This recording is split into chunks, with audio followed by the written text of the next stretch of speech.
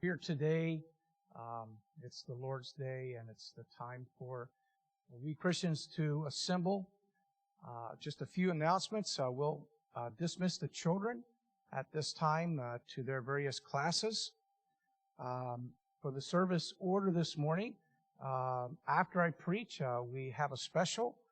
Then, Lord willing, we'll be going outside, depending on the rain. We'll figure out what to do if that happens. Also, be sure to let me know if you have a newborn child that you would like to be dedicated to the Lord. I'm planning a special service beginning of October for that. This Wednesday night at 7:15 is our regular Bible study and prayer meeting. Next Sunday is always a very special day in our church calendar. We'll be celebrating our anniversary, and of course, this time it's our 30th anniversary. It won't be a typical anniversary service because of just some of the restrictions and all that's going on in our world, but we want to celebrate God's faithfulness to us and have a wonderful day. We have a lot of things special planned that day, and so we hope you'll be here. It will not be live streamed. I have chosen the passage in James. Actually, it's going to complete our study of chapter 4. And in James chapter 4, James warns his congregation about making plans. We're going to go to this city. We're going to go to that city. We're going to do various things. And that's going to be the springboard for my message next Sunday morning. It's something I've been working on for 3 to 4 weeks as we look at where we're going in the near future by the grace of God. So that'll be next Sunday. Again, it will not be live streamed. I'm going to pray here in just a minute to open our services. Vigo was just telling me that if we could pray for Danila's family. There's been several deaths in the family, and some are facing death very soon. So please remember Vigo and especially Danila in your prayers. Also, my allergies are working up, and so bear with me this morning as I preach the word. All right, let's pray together. Father, thank you for this special day in the week. It's called the Lord's Day. It's a time when Christians gather together to do the things that Christians are to do to one another. It's a time when we sing, we pray, we fellowship. We sit under the preaching of your word. Lord, we try to be a challenge and encouragement to others.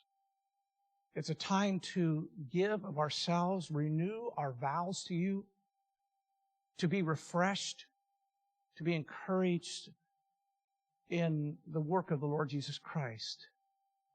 It's also a time, Lord, to refocus, because being out in this world, it's easy to be distracted, detoured away from what we're supposed to be doing. We're living in these last days, as the Bible would call them. If there was ever a time that you needed us to be faithful, it's now.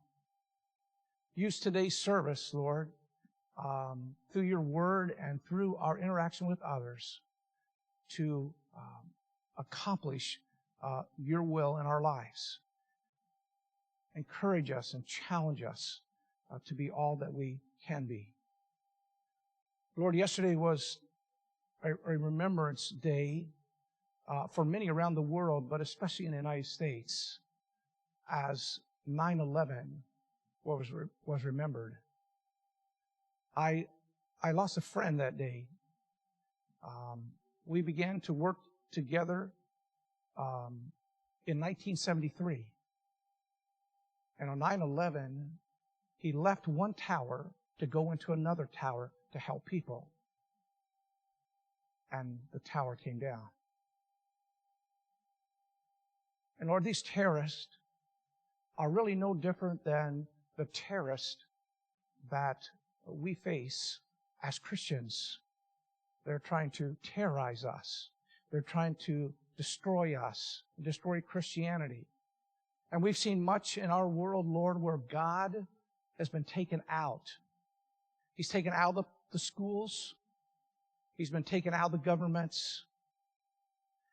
Since COVID, I guess about a year and a half, I've never heard a public official cry out to God and ask the people to humble themselves and ask for God's help and mercy and grace. It's almost like our land, our world is heathen. And this morning we're going to continue looking in James chapter 4 at the wars that James saw. Help us, Lord, as we glean the truths from your word today that you preserve for us. And if there be anyone here today that's not sure where they'd spend eternity, Lord, help them today to see their need for Jesus Christ and be gloriously saved. Because there's coming a time of terror this world has never known. It's called hell, and that will last for eternity. Save those that need to be saved today. Help them come to you. And I pray your blessing upon the word. I pray for the Holy Spirit to take control of these moments, use them in each of our lives to glorify our Savior, in whose name I pray. Amen. If you would take your Bibles, please. Turn to James chapter 4 and John chapter 13. James chapter 4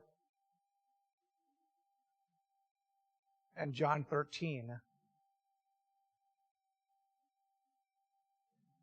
In James' epistle, we've seen three different wars that the apostle sees going on in his church. We've seen the war within, and we spent a few weeks there. We've seen the war with the world, and now we come to this final war this morning, the war with Christians. Each of them are bad. And it's wars that James could actually see in his church. This war inside of the war with the flesh. How the flesh tries to elevate itself and take over how a Christian would live their life. This war with the world. And James could see that some of his people were battling the world and losing. He could tell by their lifestyle. He could see by the priorities that they set or did not set in their life. Terrorist. Just as I mentioned a minute ago about 9/11, we need to look at these enemies as terrorists. They're out to destroy, to take over actually what belongs to God, and that's the Christian. So whether it be the war within or the war with the world, they're trying to consume God's prized possession, which is us. And now we come to the third war, and that is with Christians. Now the topic is a little bit misleading, because it's not the war with Christians in a sense that Christians are alongside us. That's another whole message. When we're co-workers and co-laborers together, fighting together as a church or as a team of Christians.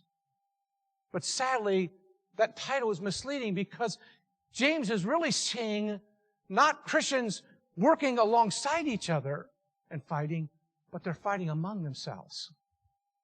There's a war going on, and James sees it. And I would assuredly guess others would see it. And this is exactly what the enemies try to do. They try to get us to war against one another. Because their strategy is divide and conquer. Because if they can get a Christian distracted by some skirmish, some conflict, even if it was elevated to a war, I'm not talking to that person. I'm mad at them. I would never forgive them. They hurt me. They did this, they did that to my friend. Then the terrorists have won. They've divided Christians. And that's what the message is about this morning. It's sad to say that something like that goes on. But we have to realize that once we become a Christian, that old nature is still there. That was the first war we saw, the war within inside. So I get saved, and the Bible says the Holy Spirit, God's Spirit comes to live within. It'd be great and wonderful if that old spirit left. But God has just designed it that old spirit stays. Galatians 5 talks about how they war against one another. Even Paul said, so that you cannot do the things that you want to do. So if you don't look at it as a war, and you don't put on the armor of God, and if you don't prepare yourself, then the enemy will win, that enemy within inside. So for Christians in a church, and that's the setting James has, so that's where I'm going to go, we're sitting next to people. Sometimes they're in our own family. Sometimes they're in our church family. And so even though they're saved, and our expectation is they would do everything perfectly and right, be sweet and kind. But guess what? I don't have to tell anything. It's not like that. It should be, but it's not like that. Every church has to battle this. Every Christian has to battle this.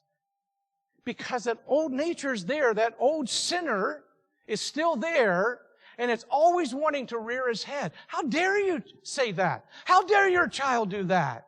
How dare, I heard you.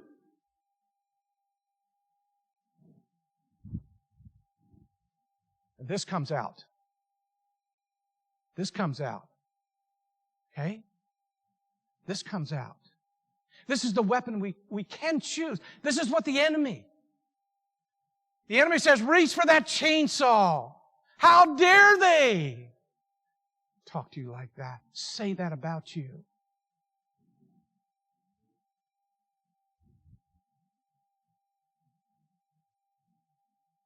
It's not new in the Bible.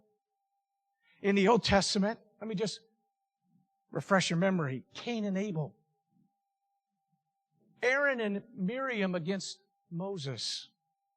The tribe of Judah against the tribe of Israel. David's wars within his own family. It carries right over into the New Testament. And Paul writes, somebody had to say something to Paul. He fires off a letter. Philippians 4:2, I beseech Euodias and beseech Syntyche that they be of the same mind in the Lord. Here's two ladies fighting, having a conflict. Somebody must have told Paul. He fires off a letter, and in this nice letter that Paul writes to the Philippians, a lot of commendation, a lot of encouragement, he puts in there, listen, all that's good, but we got a problem here. We got two ladies in the church not getting along. And you tell them, church, remember these letters will be read from the pulpit. So if those two ladies were in church that day, they'd probably be, he didn't just say two ladies, he identified them. Probably one sitting over here and one sitting over here. This one's looking that way and this one's looking that way. Be of the same mind. How dare you act like that? You are not enemies. The first war was against a real enemy. The second war was against a real enemy. But the Christian is not an enemy.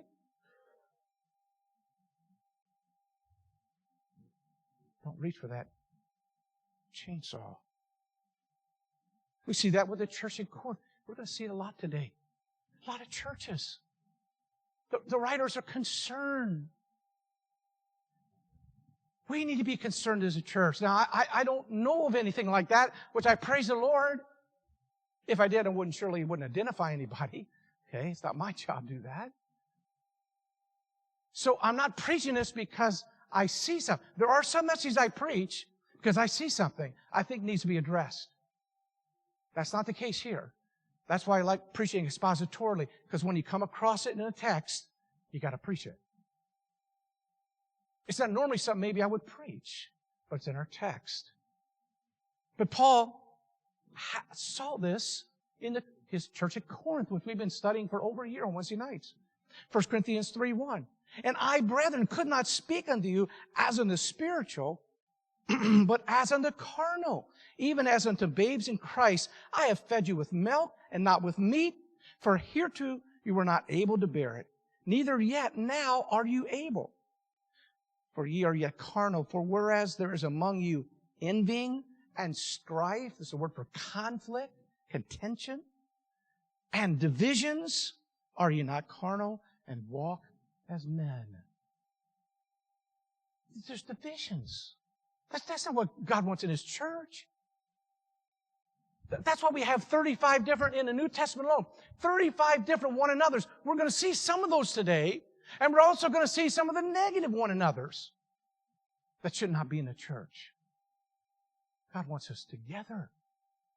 He needs the church, as some of the songs that we sing and some of the hymns, as a mighty army. The church moves forward. You've got to be together in this thing. James saw in his congregation, 2 verses all we're going to be in this morning. Notice verse 11, James chapter 4, verse 11. Speak not evil one of another, brethren. He that speaketh evil of his brother and judges his brother speaketh evil of the law and judgeth the law. But if thou judge the law, thou art not a doer of the law, but a judge. So we need to lay down our arms. Okay? We need to lay down. When the old enemy inside says, they talked to my child like that? They did that? They said what? I think, and the enemy says, go for that weapon. You just need to lay it down, not raise our fist, open up our hands, our arms. I've titled the sermon this morning, Chainsaw or Chisel. Chainsaw or chisel, what's your choice of tools? What weapon do you choose when you run into sinners? And all you have to do is stand where I am, and you see a bunch of sinners. And all I have to do is have a mirror, and I'm looking at a sinner. Okay? We're surrounded by sinners. We're surrounded with people with that old nature. And at any moment, that's what they call road rage. You can lose it. You can be praying and singing and listen to a Bible message on the road going down the 401 or even down Islington Avenue. And oh, God, you're so good. And in a moment, somebody cuts you off. And boy, you want to get that chainsaw. That can happen in church. This is what James is writing about. See, James cares for his congregation. And when he sees these things, I've got to address them. I got to address them. We look very quickly at 3 points this morning. First of all, the brotherhood. There's something different about Christians in the world. The Bible very clearly indicates that there will be many that are unsaved versus the few that are saved. Many will choose the broad, wide gate, but there'll be few that travel on that narrow road, that straight gate, and go in. There's something special about being a Christian. It's different than the other two. The first two words were with enemies. A Christian should not be the enemy. But that's what the enemies want us to do. They want to divide. Okay? We have to be aware of their strategy. Christians are brothers. There's a brotherhood. There's a bloodline.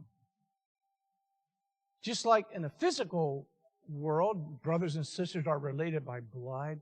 There's a bloodline here for the brotherhood. Christians, and that's the blood of Christ. We all get saved the same way. We all come to know the Lord, the very same way. They're brethren.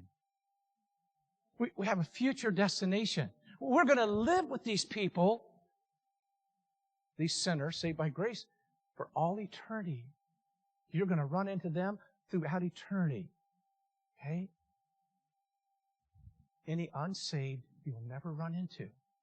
Whether they were in your family, your workplace, your neighborhood, or just a statistic, you'll never run into them again once you're in heaven. Because there's nothing in heaven that defiles or is unclean. But this is a distinct group that Scriptures write about. Paul, trying to instruct the Christians how to act. 1 Timothy 5:1, rebuke not an elder. These older people, don't rebuke them. What's he say? But entreat him as a father. This older person in the church, this is a brother. You don't rebuke your own father. You don't rebuke this older person. He's special. He's a Christian. And the younger men as brethren. You treat your brothers and sisters as you should treat the brethren. The elder women as mothers. The younger as sisters with all purity. So I'm to look at the purity of the young ladies in the church as if they were my sister. Paul really got upset writing to the church at Corinth because they were taking each other to court. Dare any of you, having a matter against another, go to law before the unjust and not before the saints? I speak to your shame. Is it so that there's not a wise man among you? Isn't there somebody wise in the church that you can bring this matter to, that you don't go before the unbelievers? No, not one that shall be able to judge between his brethren, but brother goeth the law with brother, and that before the unbelievers. How dare you? This is the brotherhood. How can you do that? Paul says in Galatians 6:10, as you have therefore opportunity, let us do good unto all men, especially unto them who are the household of faith. If I've only got so much time or treasures or talents, the Bible says, look first to my brotherhood. Look first to the Christian. That's where, if I can divide it and help everyone, yes. But if there's a need in the brotherhood, they're special. They get my time or treasures and my talents used on them. Peter says this in 1 Peter 3, finally, be all of one mind, having compassion one of another, love as brethren. Be pitiful, be courteous, not rendering evil for evil. That's what James has talked about. There's this evil speaking going on. Peter talks about, don't render evil for evil or railing for railing, but contrarize blessing, knowing that ye are thereunto called, that ye should inherit a blessing. For he that will love life and see good days, let him refrain his tongue from evil, and his lips that they speak no guile. Be careful. Paul, in his final chapters to the church of Rome, says this, now the God of patience and consolation grant you to be like-minded one toward another. There's one of those one another's. According to Jesus Christ. According to Christ Jesus. That ye may be with one mind and one mouth glorify God. See, there's that unity. One mouth, one mind. We're all together. We're all here to glorify God. Even the Father of our Lord Jesus. Wherefore receive ye one another. Another one of those. Receive. Welcome. Greet. Not separate, not to divide. I don't want to hear, I don't want to do that, I don't want to be near her, him, I can't get along. That's unheard of. This is the brotherhood. This is something special. Wherefore receive ye one another, as Christ also received us to the glory of God. J.C. Ryle said this, Our Lord has many weak children in His family, many dull pupils in His school, many raw soldiers in His army, many lame sheep in His flock. Yet He bears with them all and casts none away. Happy is that Christian who has learned to do likewise with his brethren. Look, if you would, I had you turn initially to John 17. We'll come back to James 4, but look at John. Let's see what the Lord said about some of this. John 17. Excuse me. Let's go to John 13, verse 1. Now, before the feast of the Passover, when Jesus knew that His hour was come, that He should depart out of this world unto the Father, having loved His own. Having loved His own, which were in the world, He loved them until the end. That's not a chainsaw. Look at John 17. This is Jesus' high priestly prayers. He's praying to God. Just a couple verses here.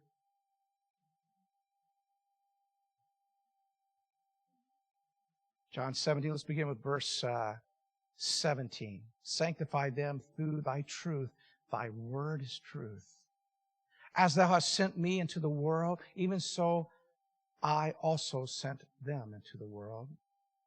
And for their sakes I sanctify myself, that they also might be sanctified through the truth. Neither pray I for these alone, but for them also which shall believe on me through their word, that they all may be one, as Thou, Father, art in me, and I in Thee, that they also may be one in us. That's what the Lord is praying to His Heavenly Father. God, I put them in the world, but keep them safe in the world. I'm praying for them. You know, Lord, I love them, and I pray they'd be one. So when you and I have a conflict with somebody in the church, it will happen. Just like you can't stop temptation from happening. You know, we're tempted all the time, but when we're tempted to pick this up, and the Holy Spirit convicts us, pricks our heart, I'm not going to do that. I'm going to contrast. I'm going to bless them. I'm going to pray for them. I'm not going to keep away from them. I'm not going to avoid them. I'm not going to not pray for them. In fact, I'm going to pray for them harder, and I'm going to pray for me. That I would act like Christ would have me to act. And when the enemy, the terrorist, says, don't let them talk to you, they can't. That was gossip. That was backbite. That was tail. They shouldn't have picked that weapon up. I'm not going to do it. I'm not going to do it.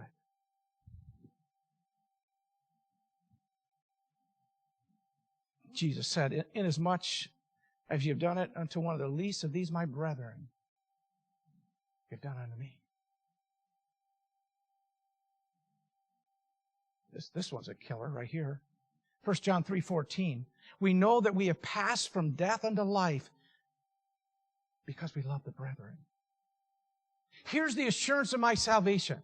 I know that I'm saved. You can assure that you are saved. I can know if I'm saved because how I look at the brethren. Do I look at them as anybody else? I may not be saved. We know that we have passed from death unto life because we love the brethren. He that loveth not his brother abideth in death. That's because the Bible, the Scriptures, the Lord Jesus Himself lifts up the brotherhood. But that leads us to the second point in the message this morning. James saw a breach in that. There's a crack. There's a break. We see something in His church, a violation, a break of the holy law of God. Notice again, verses 11 and 12 of James 4. Speak not evil one of another, brethren. He that speaketh evil of his brother and judgeth his brother speaketh evil of the law and judgeth the law. Just a common word for evil. It has the flavor of slander in it. the etymology of the word. In the original language, it's a present tense. So what James is saying, this is habitually going on. This is an ongoing conflict. You're constantly speaking evil, slanderous of your brother. And it's an imperative, which means I'm commanding you, stop that. That's what the negative is. Stop doing what you're doing. I command you. I'm like your pastor. This is not good. It's not good for the other brethren. It's not good for you two. It's not good for the Lord. It's not good for His church. Stop it. That old nature. Keep it going. Keep it going. There they go again. I heard they said it to somebody else. There they go. You can't do that. Not to my family. That's what the enemies want.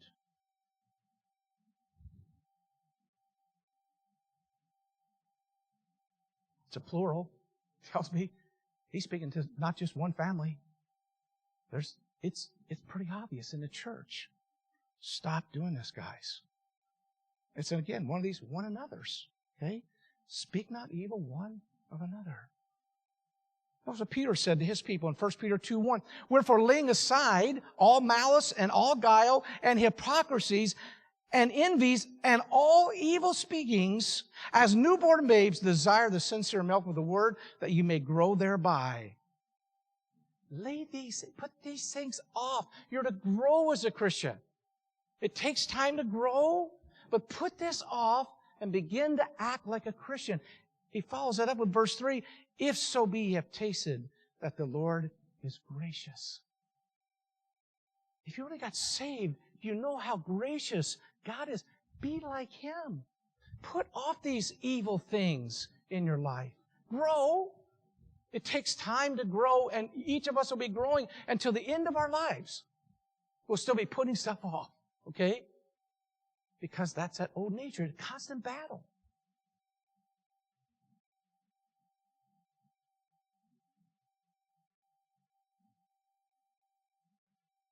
Peter goes on in verse 12, having your conversation honest among the Gentiles, this is the unsaved, that whereas they speak, same word speak we see with James, whereas they speak against you as evildoers.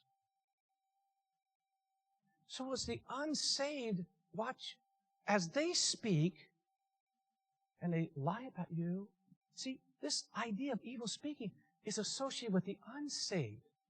This is what unsaved people do. This is what you and I did before we were saved, and hopefully not after we're saved or we're growing out of that.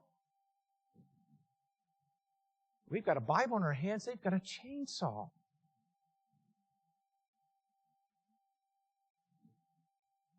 That whereas they speak against you as evildoers, that they may by your good works, which they shall behold, glorify God in the day of visitation. So whereas unbelievers speak evil about us, okay, we don't return that because they're watching us. And God says, you glorify me. So every time I pick up a chainsaw, especially to one of the brethren, this dishonors God. It does not glorify Him. It dishonors Him. And I need to have that image because maybe today, maybe after the service, what? You want to pick that up. Just know the damage that one of these can do.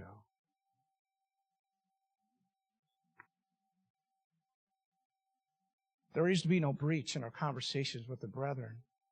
It's kind of like focus with God and man. And we see that concept. Acts 24:16, Paul says, and herein do I exercise myself to have always a conscience void of offense toward God and toward men. So it's not just being right with God. I really can't be right with God if I'm not right with somebody else. That's what we talk about when we come to worship, you know. If you got aught against somebody, the Bible says, you can't worship me. Go and get that right first and then come and worship me. So I'm not going to win. God's got me. If I'm going to carry a grudge or hold something again, well, you always do that. I knew you. God said, I can't bless you. I can't work in your life. There's a breach. This is a brother or sister. I know they may not act like one, but they are. And in a flock, there's all kinds of weak ones.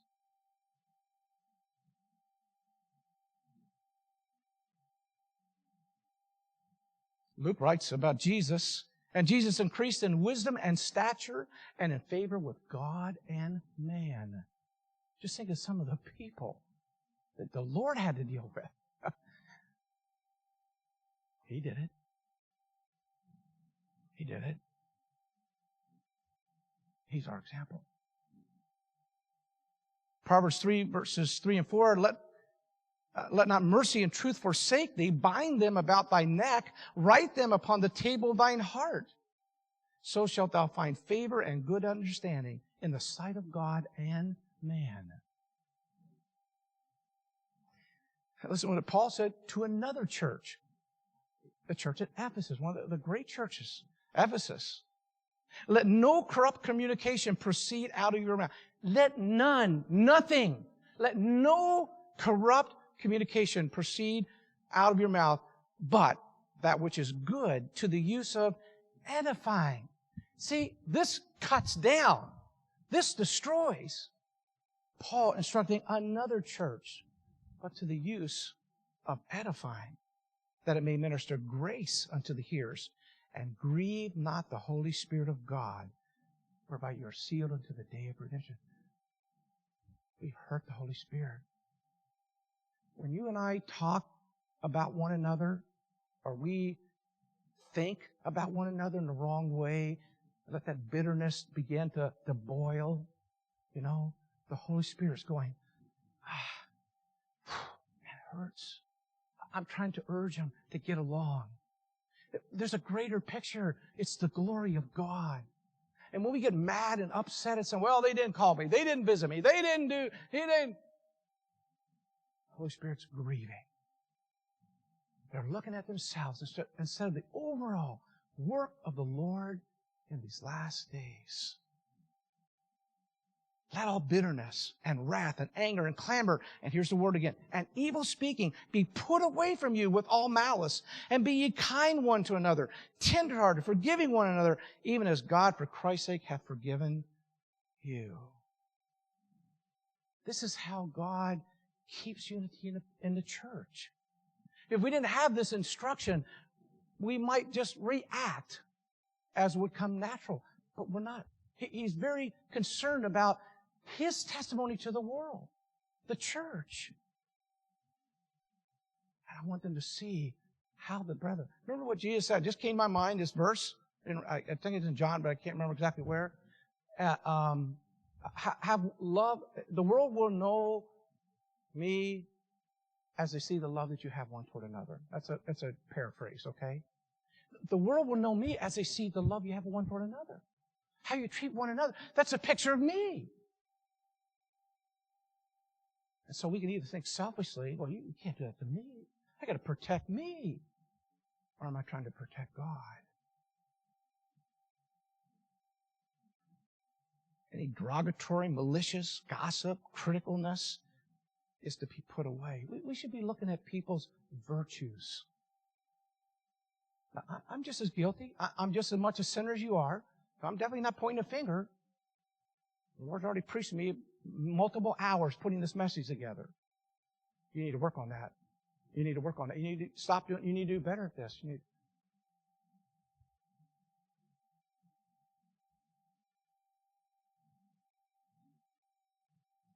One author said this: a person who watches another to criticize them, his vicious speaking is against the law of love. Almost like he opposes the law of kindness and forgiveness, mercy, and takes on the role of lawgiver. He puts himself as the final arbiter. He's exempt himself from following it. James talks about in chapter 1, be swift to hear, slow to speak, slow to wrath. For the wrath of man worketh not the righteousness of God. Let's look at the final point this morning. We've looked at the brotherhood, the breach, and now the bench. The bench, that's where the judge sits. And James accuses some in his congregation of going to the bench. Excuse me, judge. God, get out of the way. I'm going to sit here. And that's what he says they're doing. They're sitting in the place of the judge. He says, but if thou judge the law, verse 11, thou art not a doer of the law, but a judge. There is one lawgiver who is able to save and to destroy. Who art thou that judgest not? Who are you, James says? Who do you think you are? You're putting yourself, when you start speaking evil, that's not your job. You're taking over the job of the judge. God will deal with them. Don't put yourself on the bench.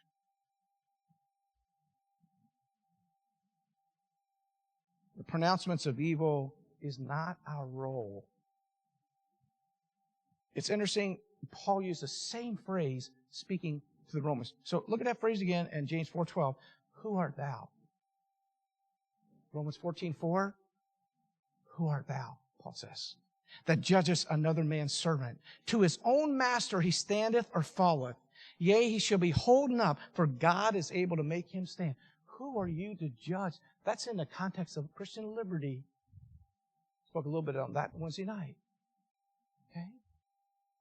What might be right for you might be wrong for somebody else. And what's wrong for you might be okay for somebody else in a multitude of areas. Who are you to say what's wrong for you is wrong for them? That's not our role. That's how God keeps peace. Or we have all these little judges running around.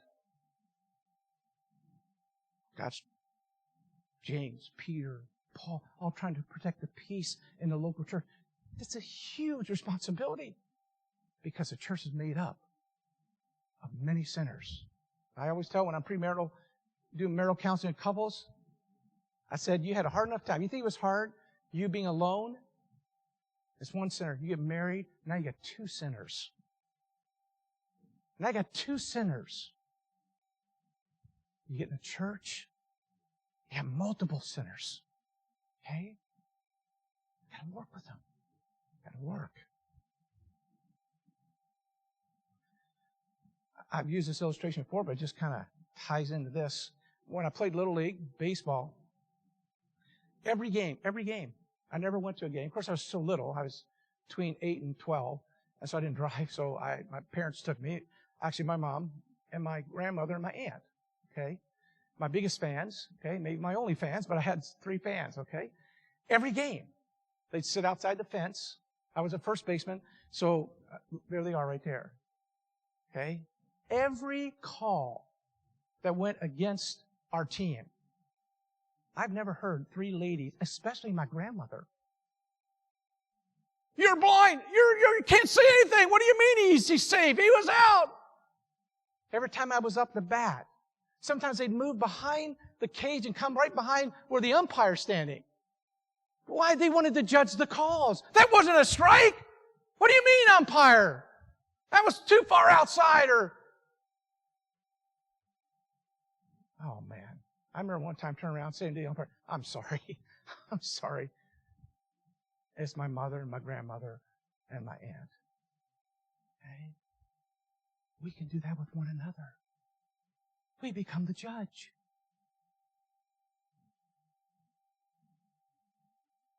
Jesus said, if ye fulfill the royal law, according to the Scripture, thou shalt love thy neighbor as thyself.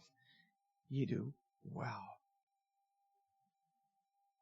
Jesus said in John 5:22, for the Father judgeth no man, but hath committed all judgment unto the Son. It's God who sits on the bench.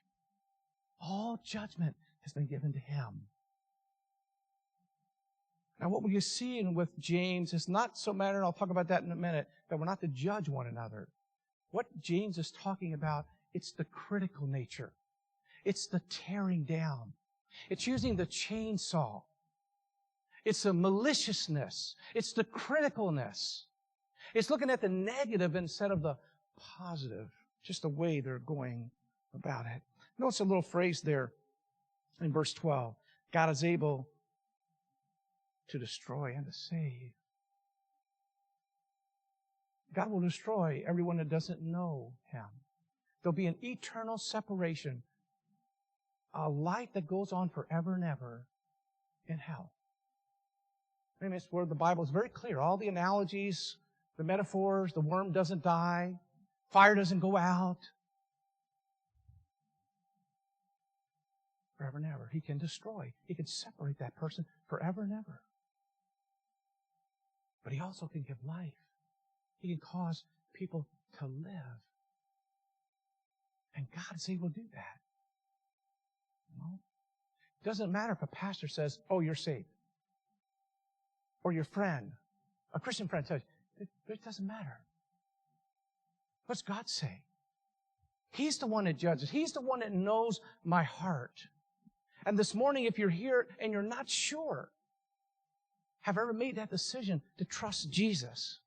It's very simple. The Bible's very simple. I never understood that until I was 24 years of age.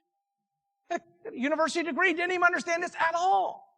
In fact, I thought everybody that's good will go to heaven. I knew a little bit about God growing up in a Christian home, but He's not going to send anybody to hell. I didn't really think about it because my life was all about me. But if you'd asked me, I'm sure that's what I would have said. But I had never read the Bible. And though I had gone to church, I didn't really get anything out of it, didn't put anything into it, didn't get anything out of it. And went to a church that the pastors didn't even really believe in all the Bible. I mean, that's sad to say. They had a pulpit like this. A lot of times they came without a Bible and bring some religious books or something. But James reminds us, He's able to save. In fact, Hebrews 7:25 says, wherefore He, speaking of God, is able also to save them to the uttermost that come unto God by Him, seeing He ever liveth to make intercession for them. God wants to save us. And He's able to save us. And most of you have made that decision because God is able to save. But instead of tying in with the law, as James is tying in with the law, you know, and how Christians are acting, it's that law of God, those 10 commandments and the whole law was given. You know, how many times people think, you know, well, I try to keep the 10 commandments. I have heard it. If once, I've heard it 1,000 times. I'm trying to keep the 10 commandments. I'm not perfect, but I try to keep them. You can't keep them. The law was not given for us to keep. The law was given to show us how bad we are and that I can't keep it. How can I love God with all my heart, soul, and mind? I can't do that. I may not steal or covet or lie or something like that or, you know, commit adultery or something like that. I can't keep the 10. The law was given to show us you're on your way to hell. You cannot save yourself. It's why you need a Savior. This is what the book of Galatians says. Paul writes, wherefore the law was our schoolmaster to bring us unto Christ, that we might be justified by faith. So I see the law that I can't keep this. Because if I got saved by keeping the law, what about in my last hour, my last breath, I thought a bad thought? If I was saved by the law, I'd be crucified, I'd be destroyed by the law. I'd lose my salvation. But see, I'm not saved by good works. I'm not saved by the law. That's what Paul's saying. The law was our schoolmaster. It teaches us something. It teaches us I can't save myself. But it points to Christ, who can, who's willing to save me. But after faith has come, we are no longer under a schoolmaster, for ye are all the children of God by faith in Christ Jesus. We're together as brethren by faith, by the blood of Christ. So this morning, you know, you can be for sure saved, okay? Know that you're on your way to heaven by trusting the Lord and Him alone. By saying to God, God, I'm a sinner. I can't keep the law, you know. But I repent. I turn from what I thought would save me. You know, I was, baptized as a baby. I was confirmed at age 12. I went through all those rituals and stuff. And I could have looked back and said, okay, now I went through those things. But it's not in the Bible. I want to trust the Bible. Okay? I'm going to gamble my soul that the Bible's right. I'm surely not going to bet that the Bible's wrong. And so at 24, I made that decision. Turn from that and turn to trust Christ. And you can do that today and be gloriously saved. Believe in who Christ is. He was God, became a man. He died, was crucified, died, buried, rose again the third day. And putting your faith in Him instantaneously. Instantaneously be saved. Jesus said you pass from death unto life. Okay? And that can happen today because of Christ. And I hope if you make that decision, let me know so I can pray for you. Let me speak to us Christians. James 5 and verse 8. Be ye also patient. Establish your hearts, for the coming of the Lord draweth nigh. That was said 2,000 years ago. Think of that. He said it's drawing nigh. Whew. I'm sure James never thought it'd be 2,000 years. What does that say to us? How close is it? Especially with all this technology we see today. Everything, there's a template that's been set up in our day in the last couple years, where we can see where the Antichrist would come in and say, listen, you can't buy or sell unless you worship me, unless the mark is in your hand or your forehead. People used to wonder, I've got some old books in my library that say, try to make that a metaphor. Well, it doesn't really mean that. You can't take that literally. We see it literally in our day. I'm telling you, folks, the Lord is coming, and it sure looks like it's very, very soon. That's what James says. Be also patient. Establish your hearts, for the coming of the Lord draweth not. Listen what he says. Grudge not one against another. There's one of those one another's. Stop grudging one another. You're brethren. Come on. Grudge not one another against another. Brethren, lest ye be condemned. Behold, the judge standeth before the door. God is seeing what you're doing. He sees your heart. He knows why you're not having fellowship with that person or seeing that person or calling them.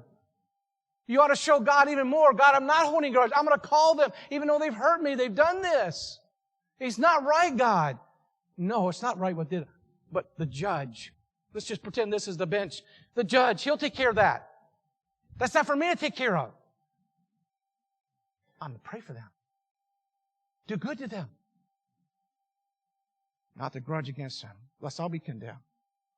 It's interesting, again, it's in the original language, it's the same as the speaking. Present imperative with a negative. Stop doing that. I command you, stop doing that. You're foolish. You're working against what the church is supposed to be. You're working against God. He's not going to be glorified. This is not going to elevate His name.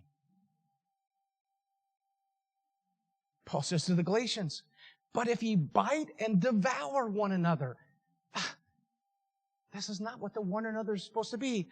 Biting and devouring. The word devour in the Greek, chainsaw one another. Not really, but that's the idea. Don't bite and devour them.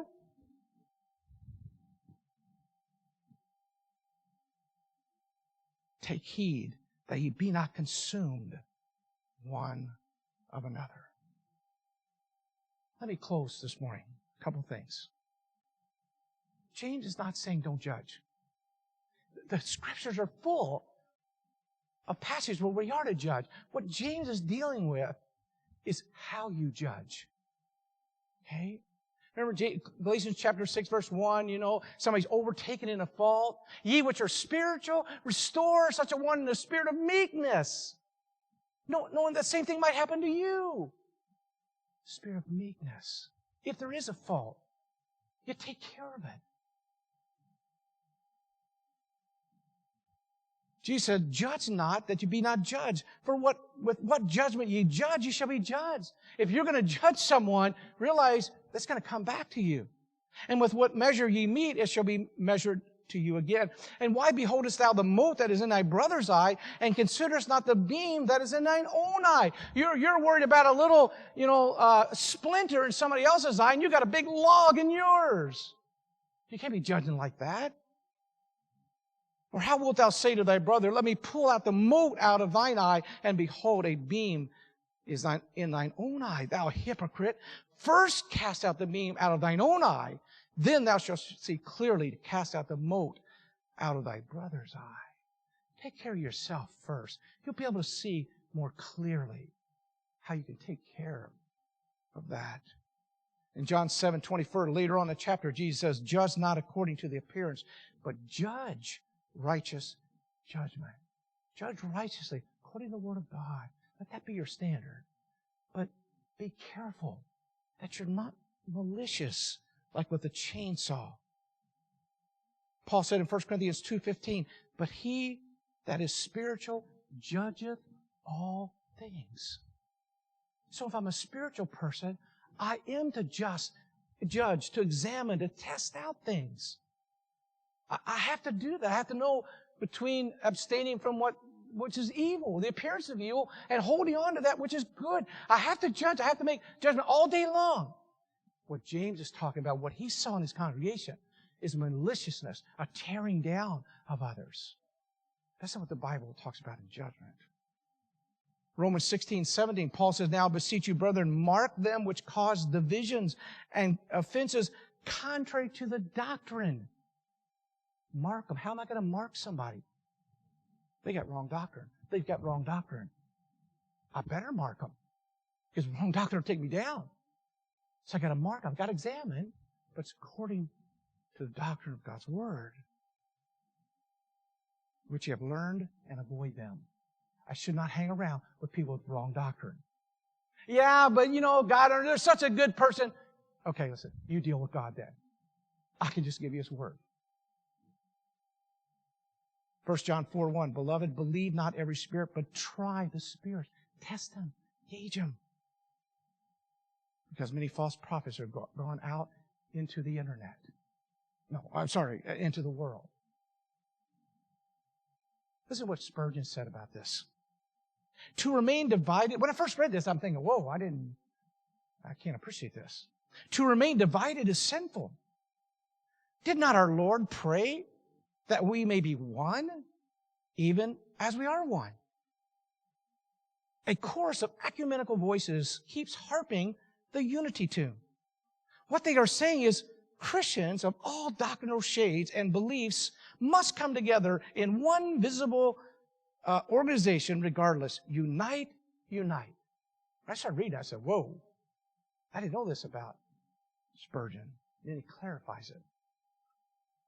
Such teaching is false, reckless, and dangerous.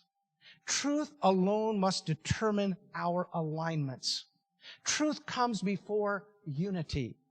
Unity without truth is hazardous to our health. Our Lord's Prayer in John 17 must be read in its full context.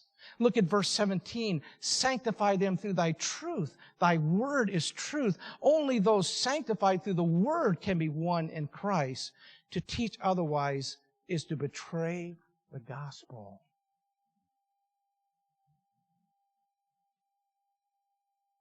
Secondly, Jesus says, if we have a fault, and when we have a fault with somebody, go to them privately. Hey, let me gather the group together. Let me tell you what this person did. It wasn't right. Don't you agree that was...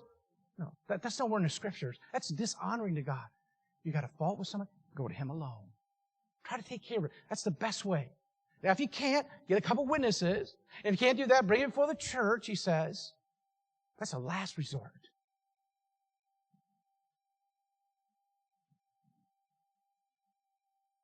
Romans 14:15 says, but if thy brother be grieved with thy meat, this is the area of context, of liberty, now walkest thou not charitably? Destroy not him with thy meat for whom Christ died. Don't destroy your brethren over some area of liberty that you think is right for you, and that's great. If you're fully persuaded this is what I'm supposed to do, then do it.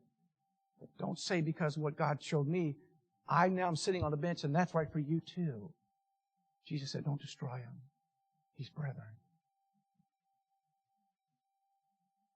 In Proverbs 27, verse 17, the Bible says this, iron sharpeneth iron, so a man sharpeneth the countenance of his friend.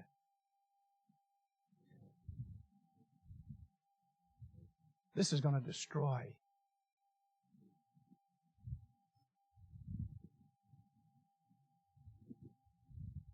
This is going to sharpen. This is a chisel. Just chisel away somebody. Working with them. You got to touch up here. Definitely use it on me. Use it on them. That's what brothers and sisters in Christ are supposed to do. Okay? Chisel that around, Try to make them better, sharper. It's exactly what Hebrews 10, 24 and 25. Let us consider one another's, one of those one another's. Think about one another to provoke unto love and to good works. So I'm supposed to think about others. That's what the brotherhood does. And I'm to provoke them, encourage them, incite them, excite them about love and good works. Not forsaking the assembling of ourselves together.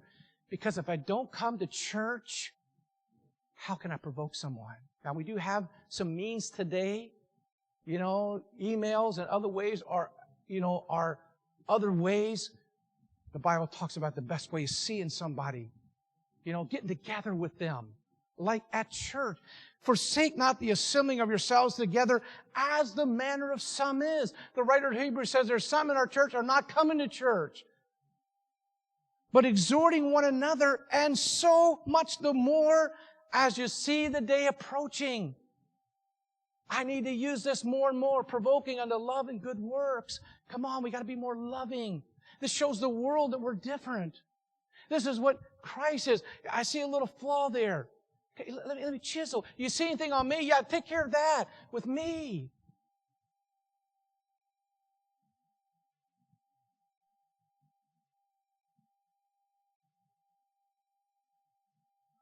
When we bought the church next door, the pastor of the church, they'd already moved out.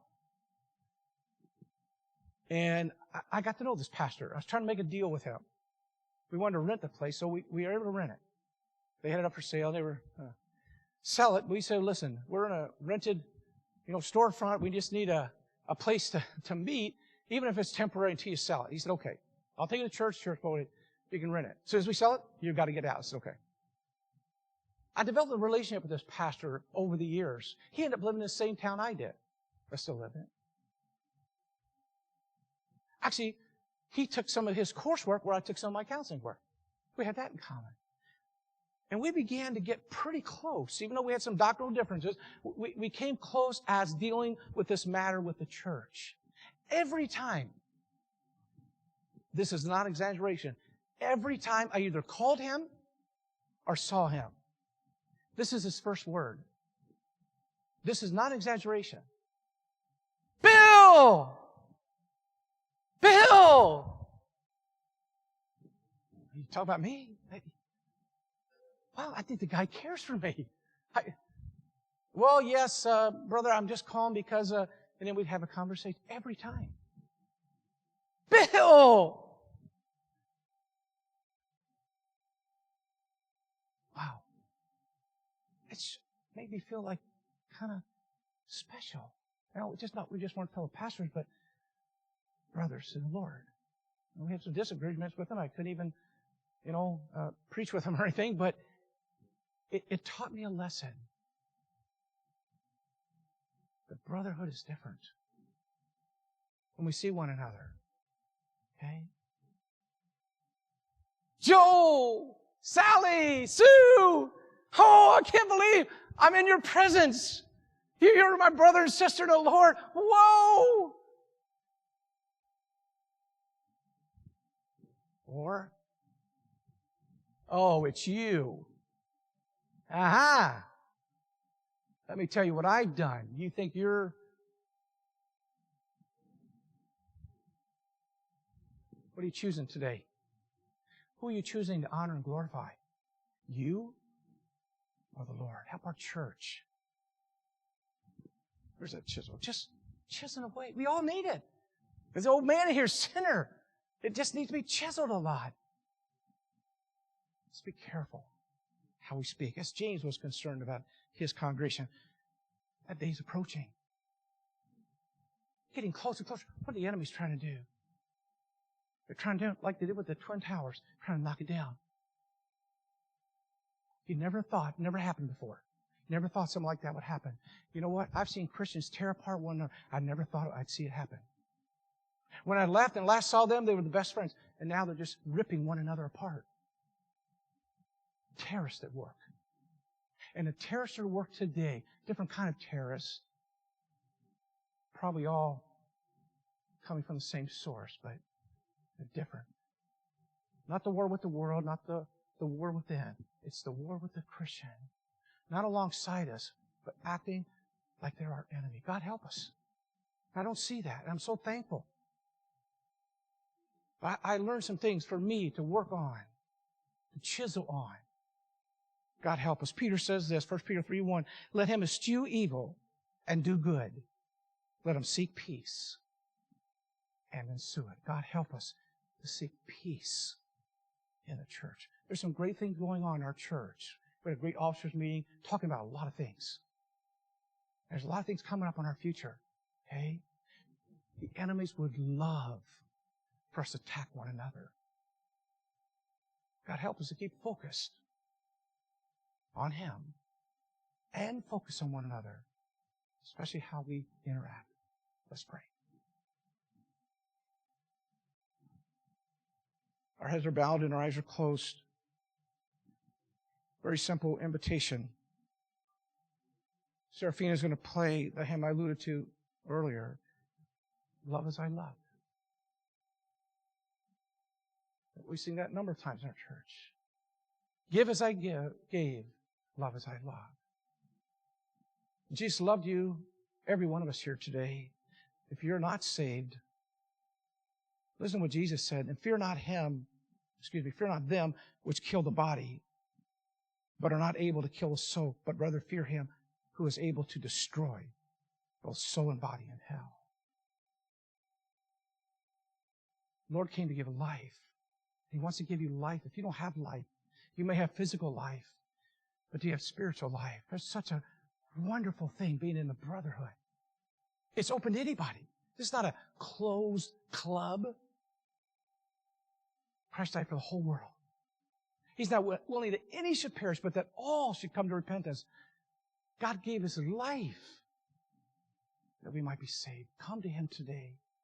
And maybe you're here this morning and you're saying, Pastor, the Lord is speaking to my heart. I've heard about stories about the Lord. I know some of these scriptures. I know this.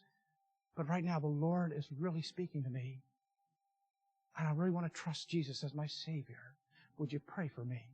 Now, no one is looking around. I've asked every eye to be closed and bowed. Only myself is looking around. But if you want to make that decision for Jesus right now and say, Jesus, I know what I am, but I also know what you are. I want to trust you as my personal Savior right now. Forgive my sin and come into my heart. I turn from everything I thought would save me, and I turn to you and you alone. I'd love to pray for you quietly and silently. I'd never embarrass anyone like this. But if you'd like me to pray because you prayed that from your heart, just raise your hand very quickly and put it down. God will see your heart. And I can pray for you. Anyone like that, just put your hand up very quickly. No one's looking, and put it down. God sees your heart. I mean business with you, God. Christian, you're here this morning. How are you looking at the brothers and sisters in the Lord? Is there a breach? Is that old nature, that terrorist inside us, has that caused the breach? And God help me to recognize it. The Holy Spirit pricked my heart about someone or some family. I'm sorry, Lord. Or maybe you've sat on the bench And you've been reminded, you know what? I got enough problems just taking care of myself. I shouldn't be judging others in a critical way, maligning them. Your choice of tools, chainsaw or chisel. As Serafina plays this morning, you come and deal at the altar with the Lord. Whatever your need, you come. Serafina plays.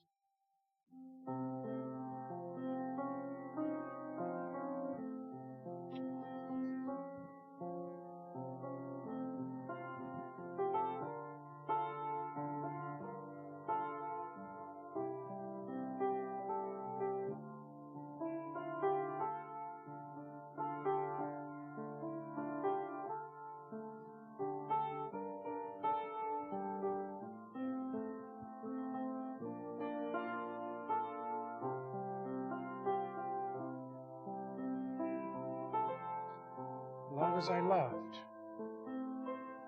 give as I gave. These are the people that I came to save.